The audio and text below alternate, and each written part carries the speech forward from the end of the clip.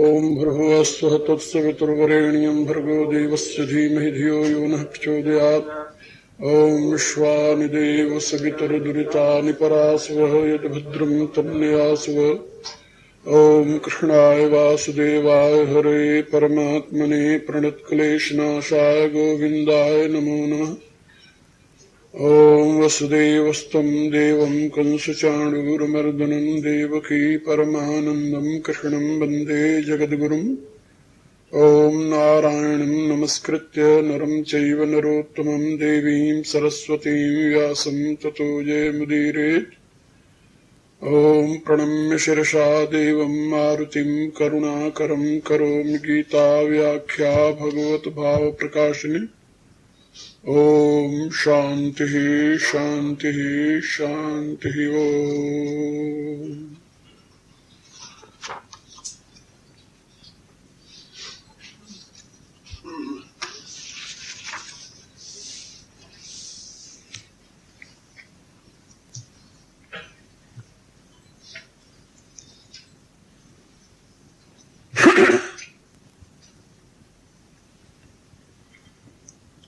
मेरी प्रियात्माओं, करुणा निधान भगवान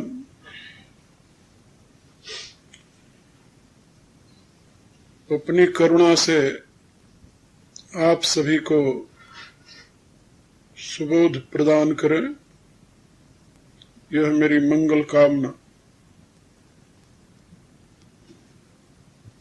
भगवान स्वयं को प्राप्त करने की सरलतम विधि का अवबोधन करा रहे हैं। मनुष्य सुगमता के साथ प्रभु तक कैसे पहुंच जाए, यही इस विधि का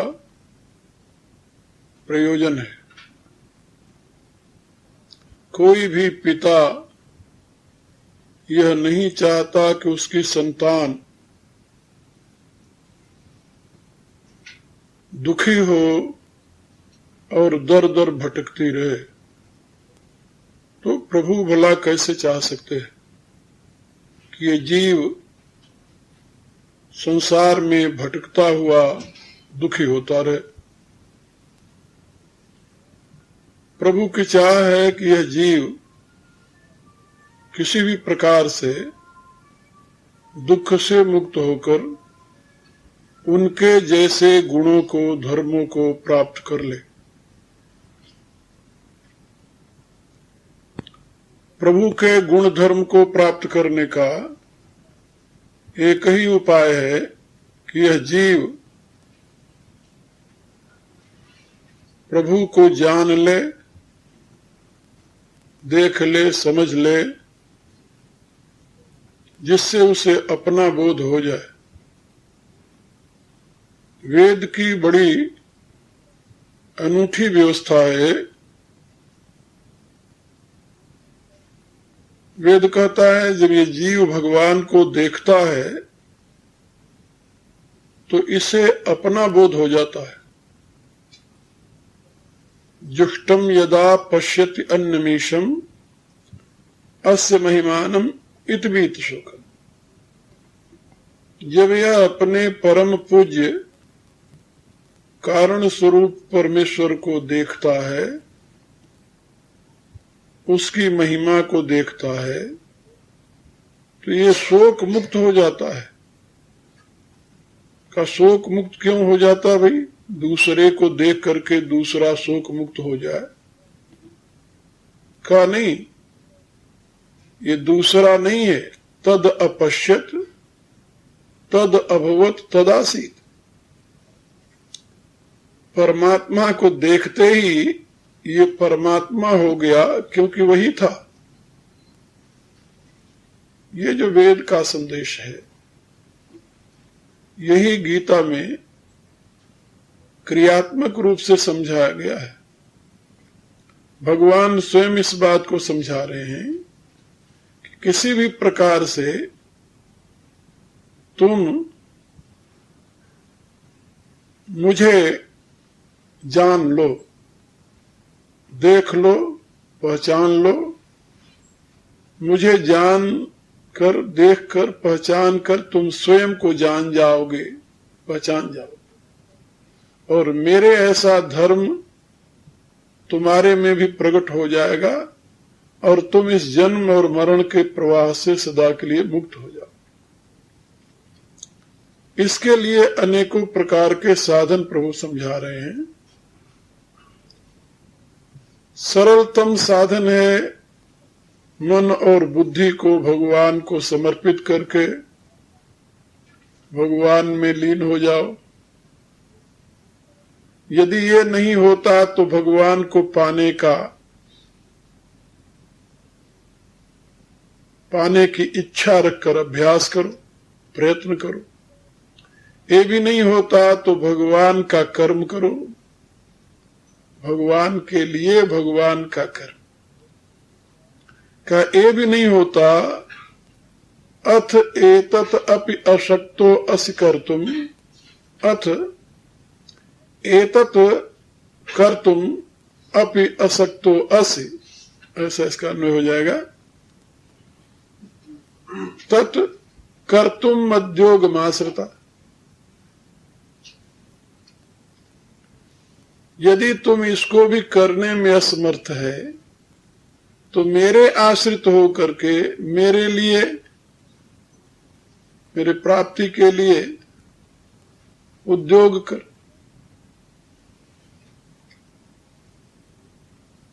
मेरे से एक होने के लिए प्रयत्न कर। कैसे करें? सर्व कर्म फल त्यागम ततः कुरु यतात्मवान, यतात्मवान भव सर्व कर्म फल त्यागम कुरु। अपने आप को, अपने मन को, अपनी बुद्धि को एकाग्र करके, इंद्रियों को जीत करके जो कुछ कर्म कर रहा है उसके फल का त्याग कर दे। ये श्लोक कल आप लोगों ने पढ़ा है, इसको सुनाइए तो जरा ध्यान से।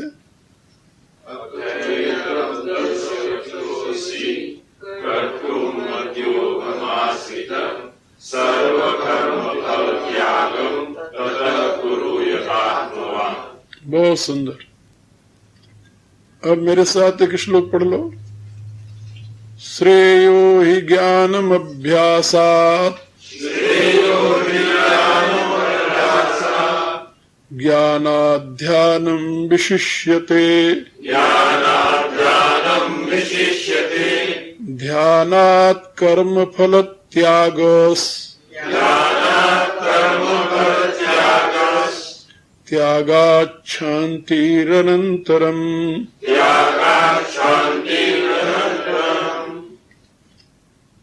ये जो श्लोक लिखे जाते हैं ना, तो इसमें संधि होती है। तो संधि जैसे बता रहा था मैं एक दिन, ये अनुष्ठुप छंद है। इसमें 8 अक्षर के एक एक चरण होते हैं। 32 अक्षर का ये एक छंद होता है। तो उसको 8 अक्षर पर विराम मिलना चाहिए, और जो आधा अक्षर होता है वो पहले के साथ पढ़ा जाता है। इतना याद रखो, जो भी आधा अक्षर होगा वो पहले के साथ पढ़ा जाएगा, बाद के साथ नहीं। जैसे श्रेयो ही ज्ञान मभ्यासात्, तो मभ्यासात् यहाँ आधा त है, और आधा त यहाँ ज्ञ होने के नाते ज बन गया है, तो वो अभ्यासात् पढ़ा जाएगा। और फिर ये ज जो है ये त है आधा। ये ज त क्यों बन जाता है? तो संधि के 2 नियम हैं, एक तो सजाती और दूसरा सरल। तो जहां पर समान वर्ण उच्चारण होते हैं उनको सजातीय कहते हैं, और सरल बनाने के लिए उसका पूर्व रूप हो जाता है जिससे उसका संबंध होता है। संधि करने में उसका पर रूप हो जाता है। जैसे त का ज बन गया। ज क्यों बन गया कि ये जो ज्ञ है ना, इस ज्ञ में दो अक्षर हैं, ज और इया। ज और इया, इया जो होता है च छ ज झ इया, ज और इया मिलकर के ज्ञ बना हुआ है ना? तो अब इस ज्ञ के जो दो अक्षर हैं, तो पहला अक्षर ज है, तो यहां त का ज बन गया। संस्कृत में मूलतः 7 स्वर और 10 व्यंजन है। 7 स्वर और 10 व्यंजन, सारे अक्षर जो है केवल 17 है। और इस 17 के उच्चारण भेद से 64 बने। ये संस्कृत ऐसी भाषा दुनिया में और कोई नहीं है, इतनी वैज्ञानिक भाषा। तो इसमें मूलतः केवल 17 अक्षर हैं। ये 17 जो हैं, ये उच्चारण भेद से 64 बनते हैं। अब ये जो 17 हैं, उसमें 10 तो कंसोनेंट है, जिसको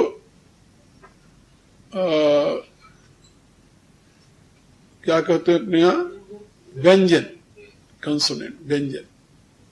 और 7 जो है वो स्वर है। तो 7 स्वर कौन कौन से हैं? अ, ई, उ, री, री, अंग, अह। समझे ना? ये 7 स्वर हुए। अ, ई, उ, री, री, अंग और अह, ये 7 इसके स्वर हुए। और व्यंजन 10 कौन है? क, ग, च, ज, ट, ड, त, द, प, ब। ये इसके व्यंजन है। बस ये 10 वो हैं और 7 है, 17 है। अब इसमें ख कैसे बन गया? तो क के साथ विसर्ग जो है ना, विसर्ग ही ह है। अंग अह कहते ना, तो अंग का अह जब होता है, तो ये क के साथ जब अह लग जाए, ह को महाप्राण कहते हैं, ये लग जाए तो ये बन जाता है ख। और ग के साथ जब ह लगता है तो बनता है घ। समझे कि नहीं? तो क के साथ ह लगा, ख बना। ग के साथ ह लगा तो घ बन गया। च के साथ ह लगा तो ज बन गया और छ बन गया। और ज के साथ ह लगा तो झ बन गया। इसी रूप से त के साथ ह लगा तो थ बन गया और द के साथ ह लगा तो ध बन गया। इसी रूप से ट के साथ ह लगा तो ठ बन गया और ड के साथ ह लगा तो ढ बन गया। इसी रूप से प के साथ ह लगा तो फ बन गया और ब के साथ ह लगा तो भ बन गया। ये इससे बने, ह लग करके ये बन जाते हैं। तो ह से तो ये बन जाते हैं। और जो अंग है ना, तो क के साथ अंग लग जाए तो ङ बन जाता है। ङ, क ख ग घ अंग है ना, 5वां अक्षर बन जाता है। ऐसे च के साथ अंग लग जाए तो य बन जाता है। और ट के साथ अंग लगे तो ण बन जाता है। और इसी रूप से त के साथ यदि अंग लगे तो न बन जाता है उसका। और प के साथ अंग लगे तो म बन जाता है। ये अंग जो है ना, तो यम गणना, ये जो 5 अक्षर हैं, है ना, तो वो जो है वो पहले अक्षर के साथ अंग लग करके बना हुआ है। ये बात सुनिए। अब इसी प्रकार से जो यार, लाव आदि बनते हैं, ये अ के लगने से बनते हैं। अ और स्वर, अ और स्वर मिले तो ये बन जाते हैं। जैसे अ और यानी क्या बोलते हैं, ई है, ई, तो ई के साथ अ मिल जाए तो य बनता है, ई अ य। समझे ना? इसी रूप से ऊ के साथ यदि अ लग जाए तो वह बन जाता है, री के साथ अ लग जाए तो र बन जाता है, री के साथ अ लग जाए तो ल बन जाता है। ये सब बनता है, ये जितने अ लगने से ये बनते चले जाते हैं। और या र ल व हो गया ना। और जो श श स हैं, ये क्या है, ये विसर्ग है। विसर्ग जो है ना, अह, तो अह जो है ये अह ही स बना हुआ है उच्चारण भेद से। तो दंत होने से ये ऋतु लसा नाम दंत, दंत होने से विसर्ग का स बनता है। और इसीलिए जहां भी कहीं विसर्ग होगा, जैसे ध्यानात् कर्म फल त्याग, तो यहां त्याग विसर्ग है। अब विसर्ग का क्या बन गया है, यहां स, ये आधा जो स है ना, देख रहे हो, तीसरी लाइन चौथी लाइन, ध्यानात् कर्म फल त्याग, तो यहां है तो त्याग विसर्ग। अब विसर्ग का क्या बन गया, आधा स बन गया। तो विसर्ग का आधा स बनता है, ये स विधत विसर्ग से बना हुआ है। तो अब जो विसर्ग बन गया स, अब इसी स को स्थान भेद से स, श और श, ये तीन अक्षर बन जाते हैं। समझे ना?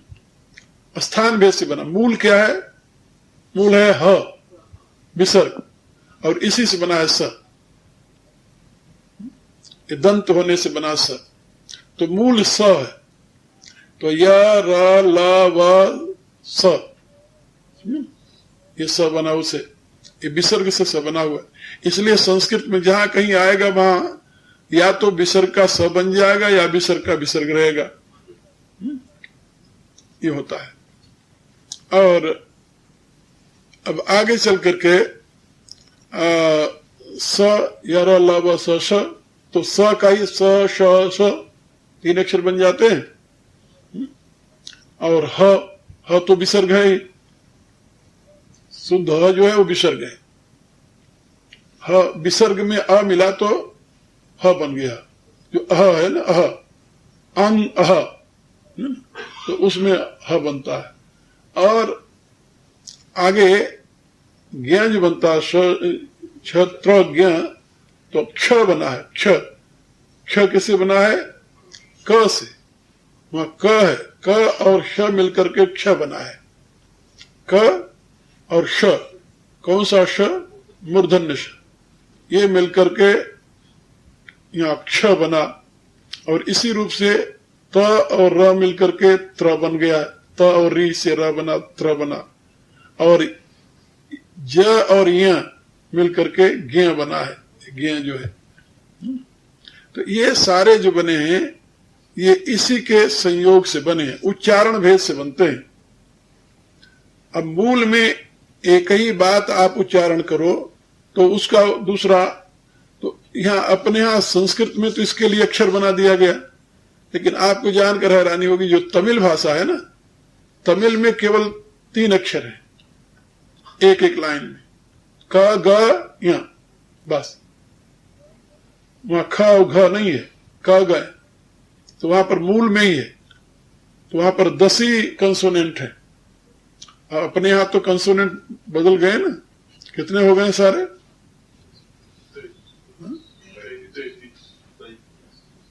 कंसोनेंट कितने हुए अपने सारे मिलाकर के, 44, तो सारे मिलाकर मात्रा और सही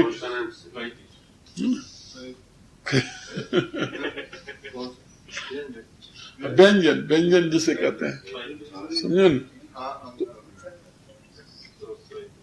और स्वर हमारे यहां बहुत हो गए। स्वर में, वेद में तो बहुत स्वर है। वेद में जान दो कितने स्वर हैं? बहुत हैं, 23 स्वर है। हाँ, और उसमें एक मिलाकर 24, गोम मिलाकर 24 बना हुआ है।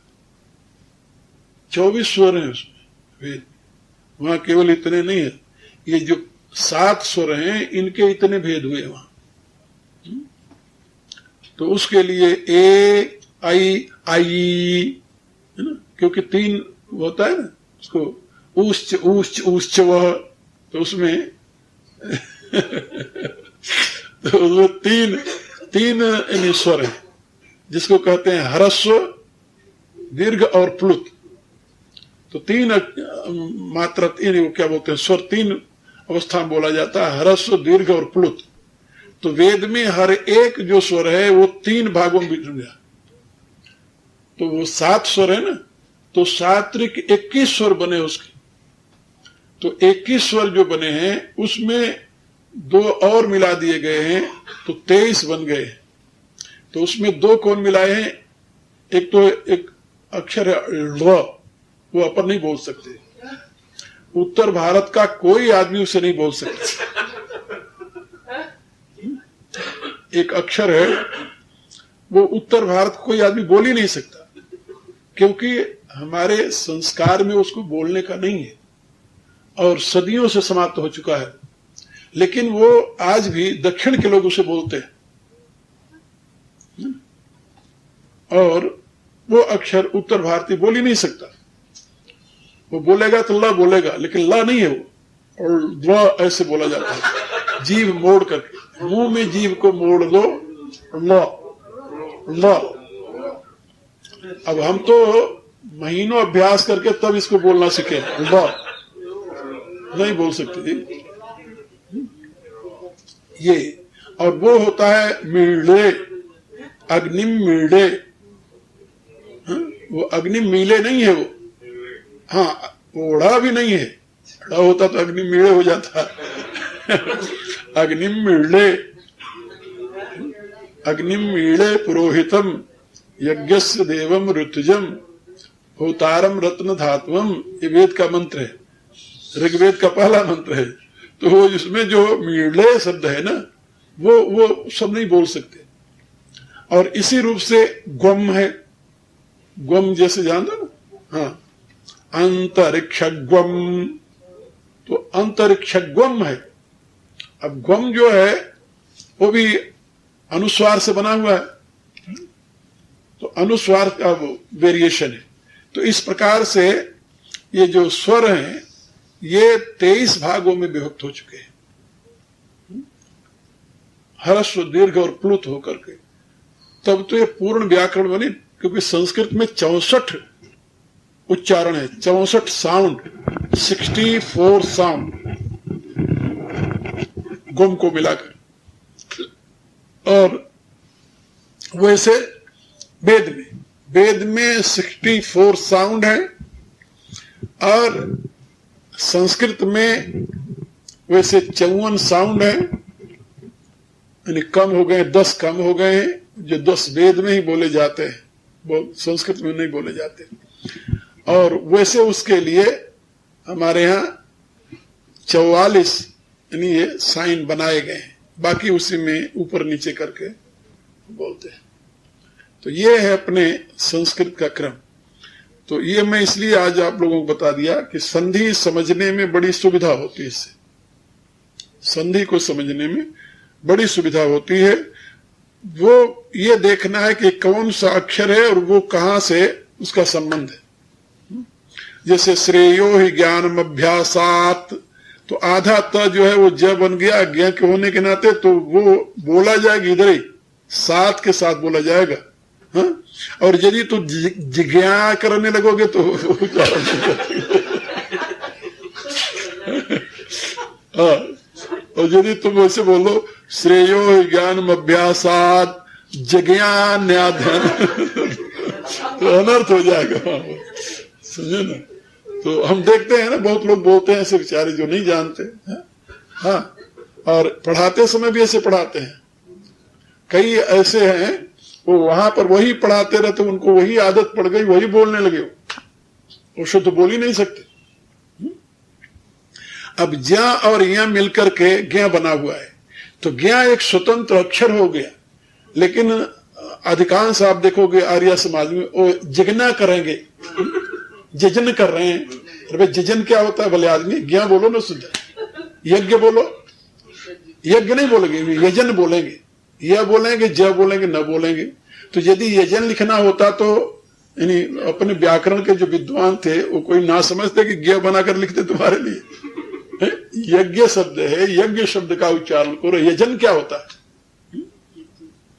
तो ये वहां पर तो उनको समझाने के लिए पढ़ाया गया कि ज और या मिलकर के ज्ञ बना हुआ है, लेकिन वो बोलने के लिए नहीं, बोलने के लिए तो ज्ञ है। ये तो केवल समझने के लिए, जब उसका अर्थ करो तो उसको ढंग से निकल कर, लेकिन वो बोलेंगे यजन।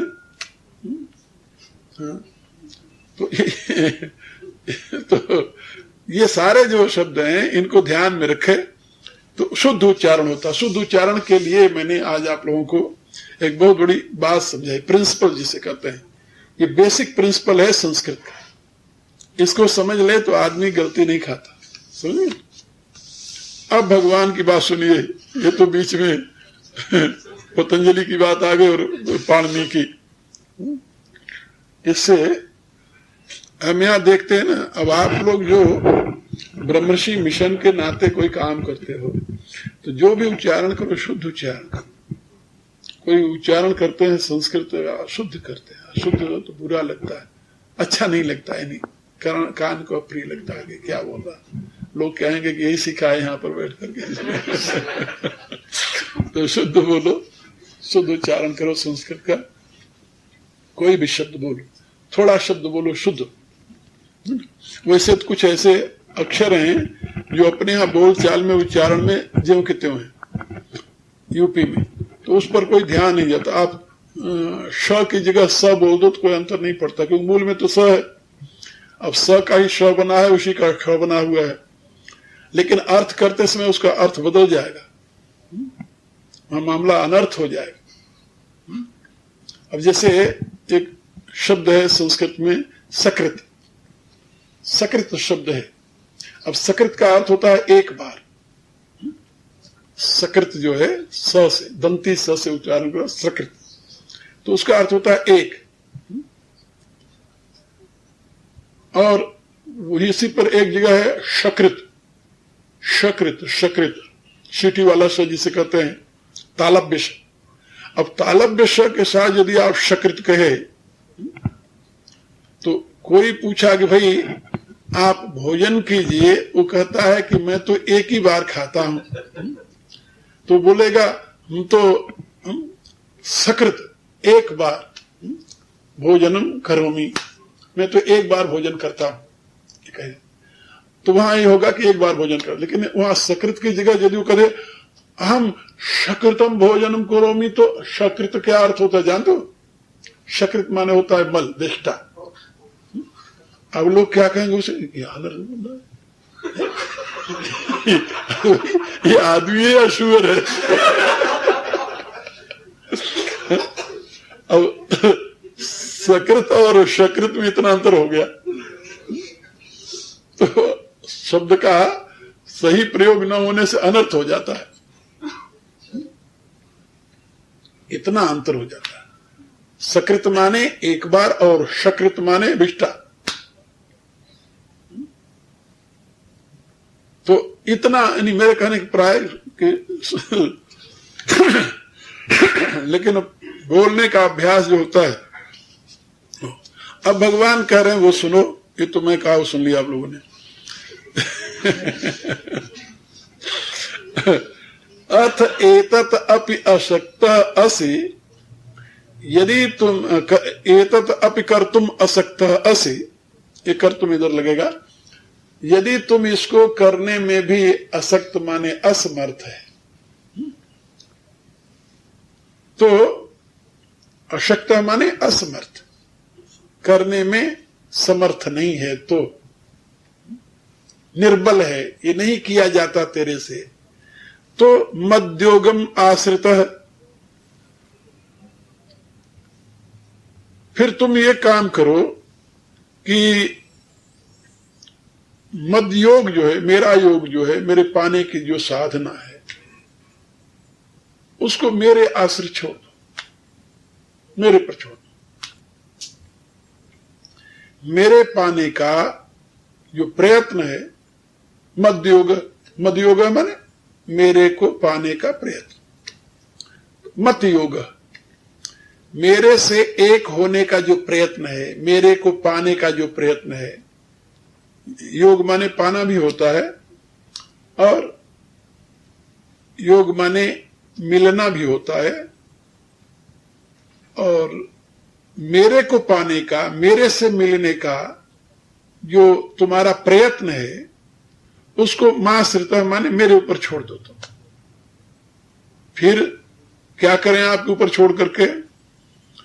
यतात्मान भव ततः यतात्मान भव और सर्व कर्म पर त्यागम कुरु। यतात्मान होकर के, जैसे ज्ञानवान होता है, ध्यानवान होता है, ऐसे तुम यतात्मान हो जाओ। यहां आत्मा माने मन, यत आत्मवान भव। यत माने बस में करना, कंट्रोल में करना, आत्मा माने मन। तो अपने मन को नियमित करने वाला, कंट्रोल में करने वाला हो करके फिर सर्व कर्म फल त्यागम कुरु, सारे कर्मों के फल का त्याग करता रहता। कल्याण की बात मेरे ऊपर छोड़ दे, मेरी शरण में होकर के कल्याण की बात मेरे ऊपर छोड़ दे, मत आश्रिता। मेरे आश्रित हो जा, मेरी शरण में हो जा, मेरे ऊपर छोड़ दे। केवल तू इतना ही कर कि अपनी इंद्रियों को बाहर न दौड़ने दे, अपने मन को बाहर न दौड़ने दे, और जो कर्म करता है उसके फल की त्याग करता जा। जब तू फल त्याग देगा, फल की चाह नहीं रहेगी, तुमसे बुरे कर्म होंगे ही नहीं। ये अब इससे सरल, और भगवान कहते इससे सरल कुछ नहीं हो सकता। जिम्मेदारी मैंने ले ली तेरी सारी। यदि मेरे से मिलने, और यदि मिलना ही नहीं चाहता तो कोई उपाय की जरूरत नहीं है। ये साधन किसके लिए है? जो करना चाहते हैं। जो नहीं करना चाहते, जो नहीं पाना चाहते, उनके लिए तो कोई साधन ही नहीं। अरे भाई, जब आपको किसी रास्ते पर चलना ही नहीं तो उसके लिए इंक्वायरी करने की क्या जरूरत है? फिर सलाह लेने की क्या जरूरत है? यदि तुम मुझे पाना चाहते हो तो मदयोगम, यदि मेरे को पाना चाहते हो, मेरे को पाने के लिए तुम प्रयत्न करना चाहते हो, तो माश्रित, मेरी शरण में हो जा, मेरे आश्रित हो जा, मुझे समर्पित हो जा, मेरे हवाले कर दे अपने आप को। पहले तो कहा था मई अर्पित मनोबुद्धि, मन और बुद्धि मेरे हवाले कर दे। वो कहते नहीं, मेरे आश्रित हो जा। आश्रित होना माने सहारा लेना, मेरा सहारा ले लेते। मेरे आश्रित होकर के तुम्हें अब कुछ नहीं करना है।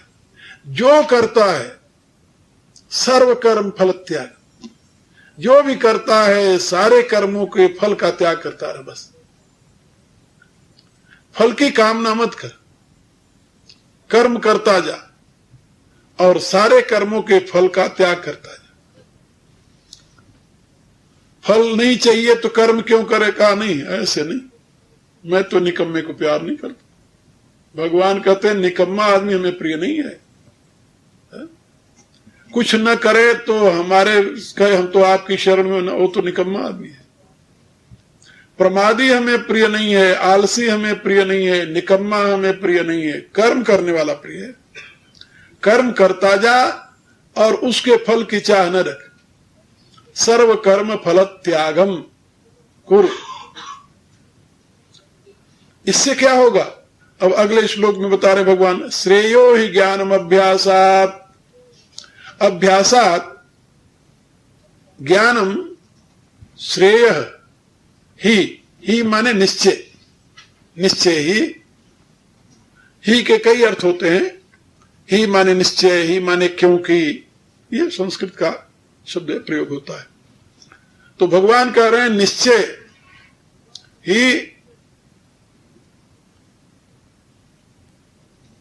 अभ्यास से ज्ञान श्रेष्ठ है। श्रेयो ही ज्ञानम अभ्यासात, अभ्यासात अभ्यास से, जो अभ्यास करते हैं भगवान को पाने के लिए, जो प्रयत्न करते हैं, बार बार चित्त को जो उसमें लगाते हैं, उससे ज्ञान श्रेष्ठ है। और ज्ञानात् ध्यानम विशिष्यते, और ज्ञान से ध्यान श्रेष्ठ है, विशिष्यते। और ध्यानात् कर्म फल त्याग, और ध्यान से भी कर्म फल का त्याग श्रेष्ठ है, क्योंकि त्यागात् शांति रनंतरम। अब यहां पर त्यागात् शांति रनंतरम, ये जो शब्द है ना, अब इसमें संधि देखिए, त्यागात् शांति ही, अब श का जो है यहां छ बन गया है, हाँ। और अनंतरम का रनंतरम हो गया, क्योंकि शांति का जो विसर्ग था ना, वो विसर्ग का र बन गया है। विसर्ग के दो बनते हैं, स बनता है, र बनता है, और मात्रा में ओ बनता है। ये तीन उसके रूप बन जाते हैं विसर्ग के। श बनता है, स बने, श बने, जो भी स बनता है, और स के स्थान पर दूसरा र बन जाता है। वो सूत्र है सो जुसो रू। स रू क्यों बन जाता है, ये भी स का रू क्यों बन जाता है भाई, ये भी एक बड़ा वो है। तो स बनता है, र बनता है उसका। और कभी कभी विसर्ग का ओ बन जाता है मात्रा में, जैसे यहां यह है ना श्रेयो, ये श्रेयो बना ना, तो श्रेयो किससे बना है, श्रेय। श्रेय में जो विसर्ग था वो ओ बन गया यहां। तो और यहां पर जो त्याग का विसर्ग था वो स बन गया यहां, और शांति का जो विसर्ग था वो र बन गया यहां। अब एक ही श्लोक में देखिए कैसे बना हुआ है, श्रेय, तो श्रेय का जो विसर्ग था क्या बन गया, श्रेयो। और त्याग, त्याग का विसर्ग क्या बन गया, त्याग। और शांति, शांति का विसर्ग क्या बन गया, शांतिर। तो र बन गया, स बन गया, और ओ बन गया, ऐसे बन जाता है। तो इसमें प्रयत्न लाघव, उच्चारण की सुविधा के नाते, और दूसरा सजाती होने के नाते, दो इसमें कारण होते हैं संधि में। खैर, तो यहां पर आप देख रहे हैं भगवान कहते हैं कि अभ्यास से ज्ञान श्रेष्ठ है, ज्ञान से ध्यान श्रेष्ठ है, और ध्यान से कर्म फल त्याग श्रेष्ठ है, क्योंकि त्याग से ही शांति मिलती है। दुनिया में जिसको जब कभी शांति मिली है तो त्याग से मिली है, राग से नहीं मिली। दो महात्मा थे, बड़े मित्र थे, आपस में दोस्त थे दोनों। तो एक कहता था कि पैसे पास नहीं रखना चाहिए, दूसरा कहता था कि इस दुनिया में बिना पैसे से काम नहीं चलता। दोनों अपने अपने मत को मानने वाले थे। तो एक पैसा नहीं रखता था, दूसरा पैसा रखता था। अब दोनों यात्रा कर रहे थे तो रास्ते में आ गई नदी। अब नदी पार करने के लिए जब दोनों गए, नदी किनारे खड़े हो गए तो नाविक ने देखा कि यात्री हैं, तो नाविक तुरंत नाव लेकर के आ गया। आप लोगों ने देखा होगा, भारत तो जाते हैं, या दूसरी जगह भी यही नियम होगा पता नहीं, लेकिन भारत में तो ये नियम है। गया, खड़ा हुआ, नाविक ले नाव आ गया, आइए बाबू बैठिए। अब वो तो बाबू थे नहीं, वो तो संत थे। तो आइए महाराज जी बैठिए। दोनों जाकर बैठ गए। जब बैठने लगे तो वो जो पैसा नहीं रखता था वो तो जाकर बैठ गया।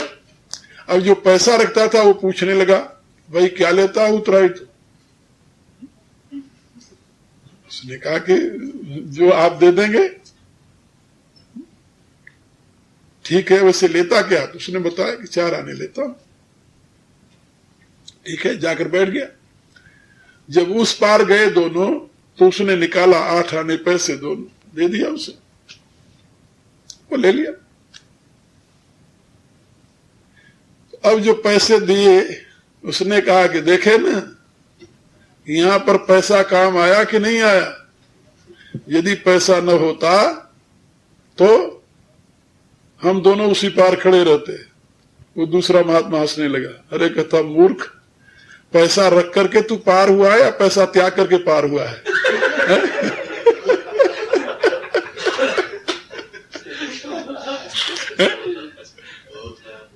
कैसे पार हुआ? पैसा रखकर पार हुआ या पैसा त्याग कर पार हुआ? ये कैसे पार हुए दोनों? त्याग करके? वो कहता है बिना त्याग के पार नहीं हो सकते। रखकर कोई पार नहीं होता, त्याग करके ही पार होता है। तो मेरे कहने के प्राय कि भगवान कहते हैं कि शांति केवल त्याग में, ग्रहण में शांति नहीं है। अब आप लोग इसका चिंतन करते जाओ कि त्याग में शांति कैसे आती है। जहां तुम त्याग करते हो वही सुख मिलता है, जहां त्याग करते हो वही शांति मिलती है। त्याग में ही सब कुछ है। जहां त्याग किया वही शांति मिली। हर एक क्रिया में देख लो, सवेरे से लेकर शाम तक जो करते हो तुम, त्याग में शांति मिलती है। और सबसे बड़ा त्याग कब होता है जानते हो? घोर निद्रा में। घोर निद्रा में तुम अपना भी त्याग कर देते हो। मैं भी नहीं होता ना। घोर सुसुप्ति में चले जाओ तो मैं भी नहीं होता, आई एम का भी बोध नहीं होता। इन deep sleep when you are renouncing your I amness too, then you realize deeply. ऐसा आपको आनंद आता है डीप स्लीप में कि जैसा आनंद दुनिया में कहीं नहीं आएगा, क्योंकि वहां सब कुछ त्याग देते हैं। तो त्यागा शांतिरनंतरम। अब भगवान कहते हैं, इसको कल समझाएंगे ज्यादा। ओम भूर्भुवः स्वः तत्सवितुर्वरेण्यं भर्गो देवस्य धीमहि धियो यो नः प्रचोदयात्। सर्वे भवन्तु सुखिनः, सर्वे सन्तु निरामयाः, सर्वे भद्राणि पश्यन्तु, मा कश्चित् दुःखभाग् भवेत्। ओम पूर्णमदः पूर्णमिदं पूर्णात् पूर्णमुदच्यते पूर्णस्य पूर्णमादाय पूर्णमेवावशिष्यते। ओम शांति शांति